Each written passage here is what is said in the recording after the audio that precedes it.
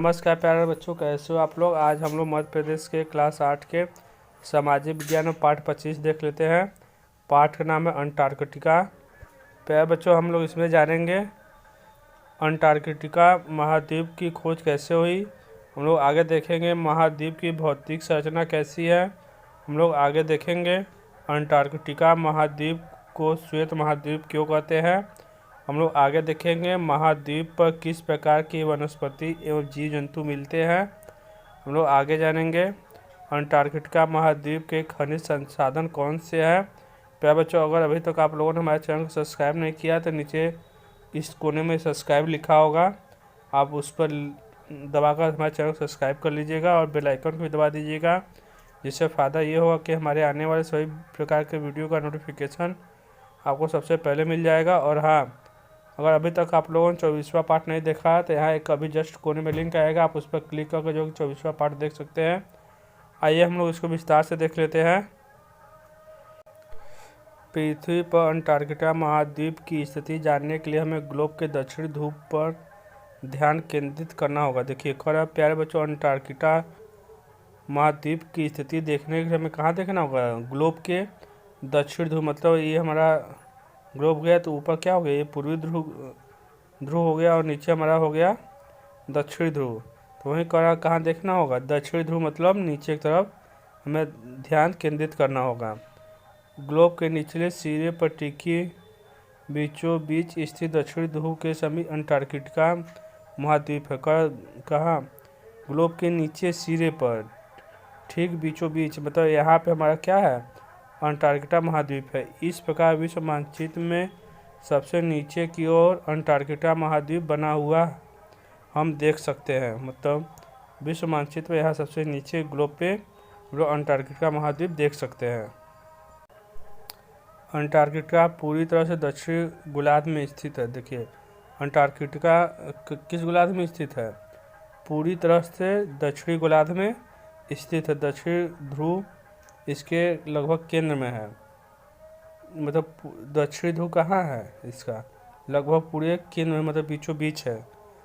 66.5 दक्षिणी अक्षांश से 90 डिग्री दक्षिण ध्रुव तक इसका अक्षांशीय विस्तार वृत्त के आकार में है। क्षेत्रफल की दृष्टि से यह विश्व का 5वां बड़ा महाद्वीप है। अगर हम लोग क्षेत्रफल की दृष्टि से देखते हैं तो यह विश्व का 5वां बड़ा महाद्वीप है। इसका क्षेत्रफल 1,30,00,000 किमी है। और हम लोग इस जो कि द्वीप का क्षेत्रफल कितना है, 1,30,00,000 किमी है और दक्षिणी महासागर से घिरा हुआ है। और यह किस महासागर से घिरा हुआ है, हमारा दक्षिणी महासागर से घिरा हुआ है। इस महाद्वीप की खोज 1820 में हुई थी। देखिए इस महाद्वीप की खोज कब हुआ था, 1820 ईस्वी में हुआ था, परंतु वास्तविक खोज का कार्य 20वीं शताब्दी में शुरू हुआ। लेकिन वास्तविक खोज का काम कब शुरू किया गया, 20वीं शताब्दी के प्रारंभ में शुरू किया गया। दक्षिणी ध्रुव की खोज के प्रति रुचि दिखाने वाले कप्तान कुक ने दुनिया को सूचित किया कि दक्षिणी सागरों में सील और व्हेल मछलियाँ बहुतायत से मिलती है। देखिए दक्षिण ध्रुव का खोज करने वाले जो कि कुक कैप्टन थे, उन्होंने लोगों को बताया कि दक्षिणी सागरों में जो कि सील के साथ साथ व्हेल मछलियाँ बहुत अधिक मात्रा में मिलती है। इसलिए कई देशों के मछुआरे इस क्षेत्र की ओर आकर्षित हुए, जिसके कारण कई देशों के लोग मछली पकड़ने के लिए मछुआरे यहाँ आना शुरू कर दिए। इसके बाद एक यात्री दल इस बर्फीले प्रदेश की खोज में गए।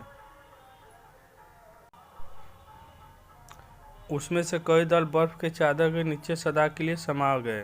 देखिए ये ध्रुव पर है तो जिसके कारण वहाँ बर्फ जमा रहता है, तो कई दल जो है कि इस बर्फीले प्रदेश की खोज में गए और कई दल बर्फ के नीचे दबकर मर भी गए।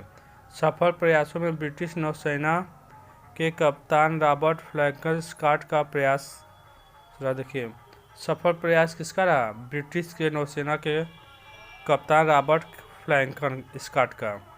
सन 1910 में स्कॉट ने अंटार्कटिका की और दक्षिणी ध्रुव की खोज में प्रस्थान किया और सन 1952 में वे अपने दल के साथ दक्षिणी ध्रुव पर पहुंच गए।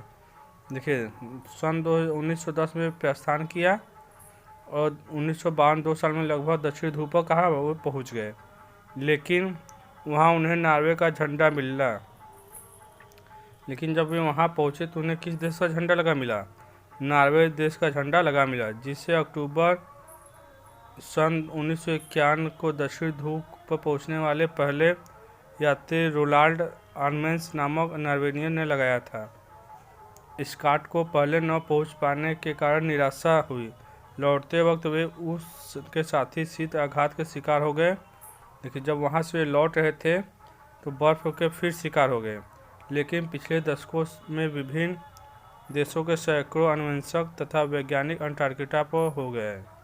देखिए लेकिन पिछले कई वर्षों से देश के वैज्ञानिक तथा खोज वाले अंटार्कटिका द्वीप पर घूमकर आ गए। भारतीय वैज्ञानिकों का अभियान दल भी अंटार्कटिका हो आया है और हमारे भारतीय कैसे पीछे है, तो हमारा भारतीय दल भी जो अंटार्कटिका हो आया है। इस दल ने रास्ते में एक समुद्री पर्वत की भी खोज की है। देखिए इस दल में जो कि रास्ते में क्या किया, एक समुद्री पर्वत का खोज भी किया। भौतिक संरचना और जलवायु। देखिए अंटार्कटिका महाद्वीप का हम लोग क्या देख लेते हैं, भौतिक संरचना और वहाँ का जलवायु देख लेते हैं।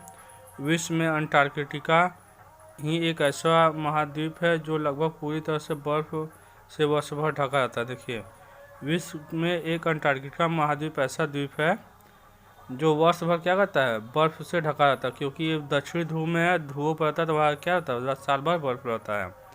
पूरे महाद्वीप पर श्वेत रंग की बर्फ की चादर बिछी होने के कारण इस महाद्वीप को श्वेत महाद्वीप भी कहते हैं। देखिए इस महाद्वीप पर जो है कि पूरे वर्ष जो क्या होता है, सफ़ेद रंग के बर्फ का चादर बिछा रहता है श्वेत रंग का, जिसके कारण हम लोग इस महाद्वीप को क्या कहते हैं, श्वेत महाद्वीप भी कहते हैं। अंटार्कटिका का लगभग 98% भाग हमेशा बर्फ से ढका रहता है। देखिए इस महाद्वीप का लगभग 98% भाग क्या होता है, हमेशा बर्फ से ढका रहता है। यहाँ बर्फ की औसत मोटाई अनुपातः 2 मीटर से 5 मीटर तक है।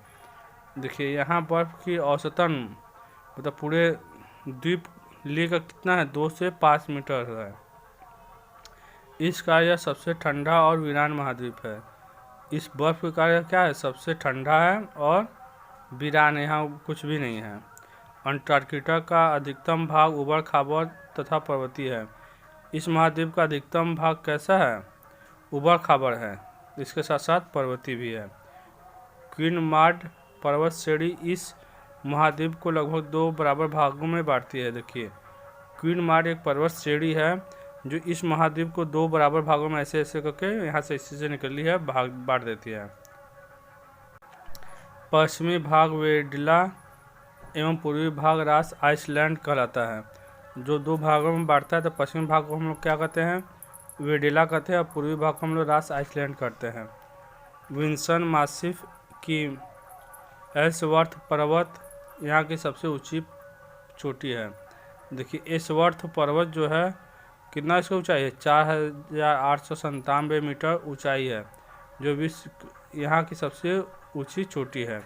यहाँ कई ज्वालामुखी पर्वत भी है। देखिए बर्फ है, इसके साथ साथ यहाँ का है कई प्रकार के ज्वालामुखी पर्वत है, लेकिन एबूस शिखर यहाँ का अकेला सक्रिय ज्वालामुखी है। रोहने के साथ, लेकिन वो सब क्या है, निष्क्रिय है। लेकिन एबूस शिखर यहाँ का एक अकेला इकलौता सक्रिय ज्वालामुखी है, इसके अलावा कोई भी सक्रिय ज्वालामुखी नहीं है। अंटार्कटिका में 70 से अधिक झीलें हैं। देखिए इस महाद्वीप में जो है कि 70 से अधिक झीलें हैं जो बर्फ़ की चादर के नीचे फैली है। जो किसके नीचे है, बर्फ़ के चादर के नीचे, ऊपर से बर्फ़ है, नीचे पानी है।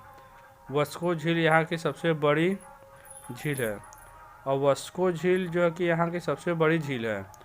महाद्वीप पर बर्फ़ छत्रकों तथा बर्फ़ की चादरों के रूप में संचित है, जो बर्फ़ छत्रकों एवं बर्फ़ के चादरों के रूप में वहाँ इकट्ठा है।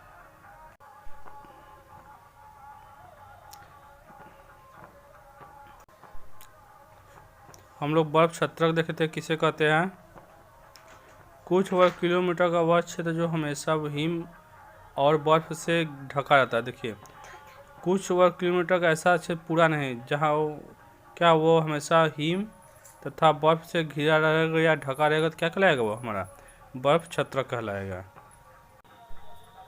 हम लोग आगे देखते हैं बर्फ की चादर किसे कहते हैं।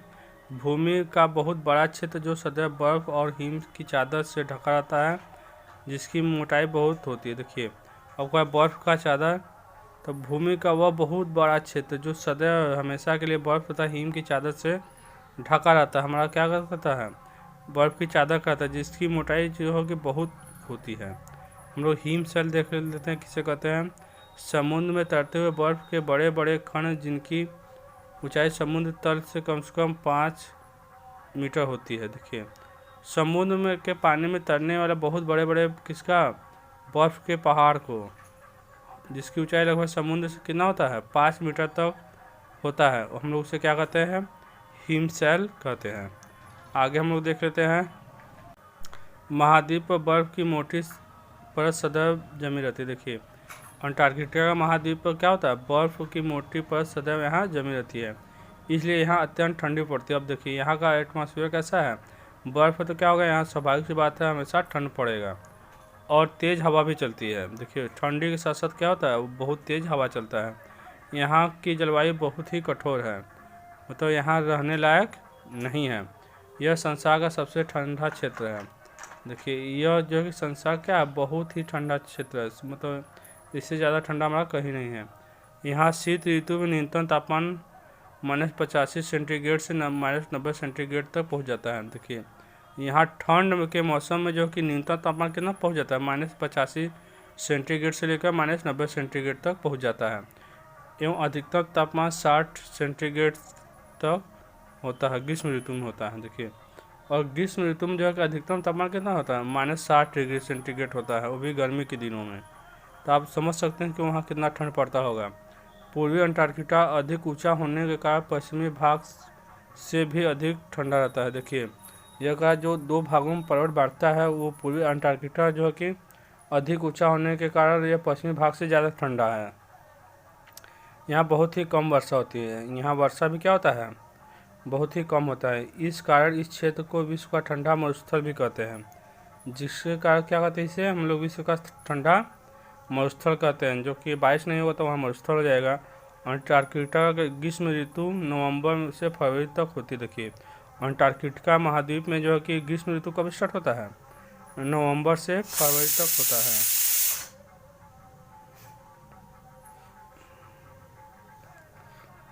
इस अवधि में सूर्य अस्त न होता है।